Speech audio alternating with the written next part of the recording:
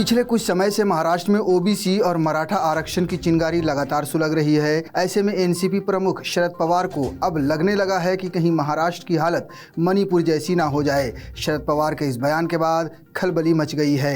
मुंबई से सटे नवी मुंबई के वाशी में सामाजिक एकता सम्मेलन के दौरान शरद पवार ने कहा, देश की संसद में मणिपुर की चर्चा हुई। दिल्ली में अलग अलग धर्म भाषा वाले मणिपुर के लोग हमसे मिले, उन्होंने इसकी दुखद तस्वीर सुनाई। अब पीढ़ियों से साथ रहने वाले लोग परेशान हैं। शरद पवार ने सबको मिलकर काम करने पर जोर देते हुए कहा कि देश में हालात बदलने की ज़रूरत है। इसके लिए जाति, वर्ण, धर्म सभी को एक साथ मिलकर काम करने की ज़रूरत है। इसके लिए यह एकता परिषद महत्वपूर्ण भूमिका निभाएगी।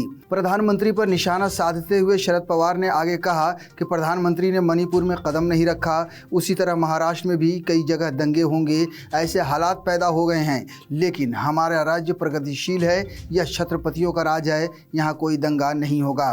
शरद पवार के बयान के बाद शिवसेना यूबीटी के सांसद संजय राउत ने भी शरद पवार के बयान का समर्थन करते हुए बीजेपी पर दंगा फैलाने के आरोप लगा दिए। संजय राउत ने कहा कि कुछ लोग जाति और धर्म के आधार पर महाराष्ट्र में मणिपुर जैसे हालात पैदा करने की कोशिश कर रहे हैं। शरद पवार ने जो कुछ कहा है वो सच है और बीजेपी विधानसभा चुनाव से पहले दंगे फैलाना चाहती है। शरद पवार के बयान के बाद महाराष्ट्र बीजेपी ने पलटवार किया है। महाराष्ट्र बीजेपी के अध्यक्ष चंद्रशेखर बावनकुले ने कहा है कि शरद पवार चुनाव से पहले दंगा कराने की भाषा बोल रहे हैं। ये ठीक नहीं है। लोग बुद्धिमान है। न कभी ऐसी स्थिति थी और न ही कभी होगी कि महाराष्ट्र के लोग दंगे की हद तक जाएंगे।